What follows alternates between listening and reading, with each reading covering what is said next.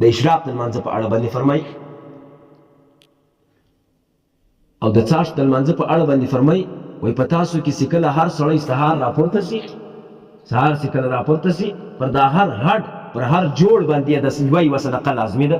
ورې یو جوړ دغه ده یو جوړ دغه ده یو جوړ دا غونډې دي چې هر جوړ په انسان کې ده پر دا هر جوړ باندې صدقه لازمي ده دی به صدقه ورکړي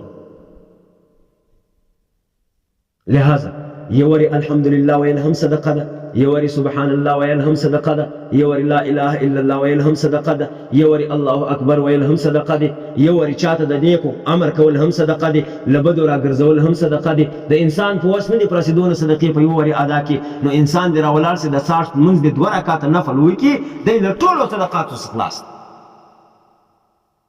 دا 2 رکعات نفل د 60 منځ په عام حالاتو کې موتانس کولای لیکن د اعتکاف په شپو کې معتکف کولای شي د 60 منځ د اشراق منځ چې کله سهار لمر راوختی له هغه څه 12 منټه بعد اشراق وخت شروع کیږي د اشراق منځ دلته بیا کیږي د 60 منځ له طلوع فجر څخه نیولې بیا تر زواله پورې تر استوا پورې د 60 وخت شته د انسان د 60 منځ کولی شي او د اوابینو په اړه چې د ماښام نه جماعته بعد 6 رکعاته نفل دي دغه په اړه رسول الله صلی الله علیه وسلم فرمایي وایي چا که دغه اوابین وکړل د دغو په مابین کې یوه بده خبره نه وکړله الله تعالی د دغه اوابینو په بدل کې دته د 12 کلو ثواب الله تعالی لیکي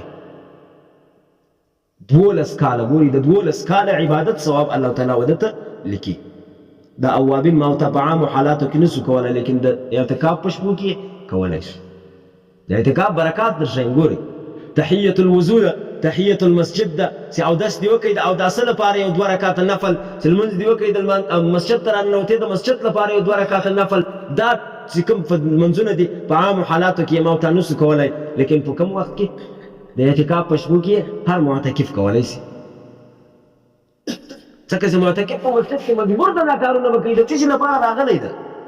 په اعتکاف کې ناسته څه لپاره ده علماو د معتکف مثال داسې ذکر کړی ده ګوري وایي کله چې یو فقیر یو محتاج سړی راسي د یو خان پر دروازه باندې کښېني هغه خان ته ووایي چې خانه نه ځم ته راغوسې څو دې زما ته نقل رامنډ کړی خانه نه ځم چې څو دې زما په جیب کې څرپۍ دې راچولې دا معتکف دغه مثال ده چې په مسجد کې کښېنستی الله تعالی ته وایي یا الله نه ځم چې زه دې نه یم بخښلی تر هغو پورې نه ځم چې کوم زه غواړم هغه به ما ته راکوې بیا زه ځم معتکف راغلی دلته د دې لپاره ده چې دا کارونه وکړي دا اعمال د معتکف علاوه په عامو حالاتو کې بل څوک نشي کولی د تحیة المسجد مسجد ته راننوتې اودس دې وکړ مسجد ته راننوتې یو 2 رکعاته نفل د مسجد لپاره وکړه حضرت بلال رضی الله عنه ته یو وخت رسول الله صلی الله علیه وسلم وایي بلال کوم عمل داسې کوي چې د هغه عمل په وجه باندې په جنت کې زه ستا د څپلیو اواز اورم ستا د پښو د قدمو کرپاره زه په جنت کې اورم حضرت بلال رضی الله عنه ته وایي یا رسول الله بل خو مې داسې عمل نشته چې په هغه زه دا امید وکړم خو زما امید چې زیات ته پر دغه عمل باندې ولاړ ده چې زه هر وخت مسجد ته ننوتلی یم مسجد ته مې خامخا یو 2 رکعاته تحیة المسجد کړي دا کارونه ټول په اعتکاف کې کېږي له اعتکاف علاوه په عامو حالاتو کې هر څوک نشي کولی په اعتکاف کې چې څونه تلاوت د قرآن کېدلی شي په نورو شپو کې نشي کېدلی په اعتکاف کې چې څونه ذکر د الله تعالی کېدلی شي په نورو شپو کې نشي کېدلی دغونه ذکر په دې وجه باندې الله تعالی دا اعتکاف ته ډېر فضیلتونه ورکړي دي ډېر حامل د ډېرو برکاتو او د فضیلتو یې ګرځولی ده دغه اعتکاف مسنون اعتکاف ته کوم چې د رمضان مبارک په اخیره لسو شپو کې کېږي او د دې اعتکاف که چیرې له انسان څه په مابین کې خراب سو ځینې فاسد سو پر دې انسان باندې دغه اعتکاف قضا لازمه ده دی بیا دا اعتکاف بېرته راګرځي روزې به هم ورسره نیسي بغیر له روزو یې نسي راګرځي پوهېږي په خبره انشاءالله اعتکاف خو څو پر لازمي 10 دانې روزې زیاتې تر موږ پر باندې لازمي سولې پر موږ 10 روزې پر 40 سولې الله تعالی دې موږ او تاسو ته توفیق راکړي چې اعتکاف وکړو دغه اعتکاف چې کوم برکات دی دا ځان ته حاصل کړو ګورې ما تاسو ته وویل چې د اعتکاف لپاره له ټول کلي څه یو سړی کافي ده چې په مسجد کې کښېني یو سړی کافي ده چې په مسجد کې کښېني او معتکف ځان وګرځوي اعتکاف ادا کړي د اعتکاف حق ادا کړي که چېرته له دا ټول کلي څه یو سړی هم نه کښېنستی ټول کلی ګناهګاره الله تعالی دې موږ او تاسو ته د عمل کولو توفیق را نصیب کړي الله تعالی دې موږ او تاسو ته د رمضان المبارک د حق ادا کولو توفیق را نصیب کړي. د رمضان المبارک د میاشتې کوم حق د هغه حق ادا کړو. داسې نه چې دغه میلمه له ما او تا څخه خفه ولاړ شي، داسې نه چې سبا بیا په دغه میلمه پسې ما او تا ارمان کوو، افسوس پسې کوو چې کاشکې مې دا د رمضان المبارک میاشت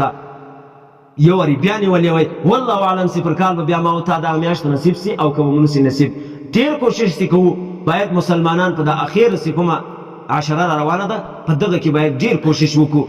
الله تعالی دې موږ او تاسو توفیق راکړي. دا موقع بیا الله تعالی موږ او تاسو ته والله اعلم چې رایه کړي کې نه کړه. ځکه چې بله شپه مې د یو مولوي صاحب تقریر اورېدی، هغه خو قیامت بیخي یو مخ را لنډ کړی ده، یو مخ یې را رسولی دی. امام مهدي صاحب یې 60 کال نه ظاهر کړی ده چې 60 کال په 2027 کې به امام مهدي صاحب اعلان کړي. په پوهېږئ په خبره باندې هغه دونه را لنډ کړی ده. نو امام مهدي صاحب راغی، د امام مهدي صاحب د هغه جنگ په مابین کې راځي چې هغه په دنیا کې عالمي جنگ غټ جنگ لګېږي. هغه جنگ به داسې جنګ وي چې په یوه ورځ باندې به 4 اربه انسانان مري، 4 اربه انسانان به په یوه ورځ باندې مړه کېږي. ورې دا زه نه وایم، حدیث دا وایي، حدیثو کې دا خبرې دي چې په یوه ورځ باندې به 2/3 دنیا له دنیا څخه ځي، 2/3 دنیا ته که حساب وکړو نن سبا 6 اربه انسانان دي. په 6 اربه کې 2/3 چې کوم دي هغه 4 اربه جوړېږي. 4 اربه انسانان به په یوه ورځ باندې مري. والله اعلم چې ما او تا به هم په هغو 4 اربو کې یو، که به پاته 2 اربو کې یو، نو ما او تا ته بیا رمضان المبارک را نصیب سي او که به نسي را نصیب. لہذا کوشش باید دا وکړو چې د رمضان المبارک په میاشت کې په د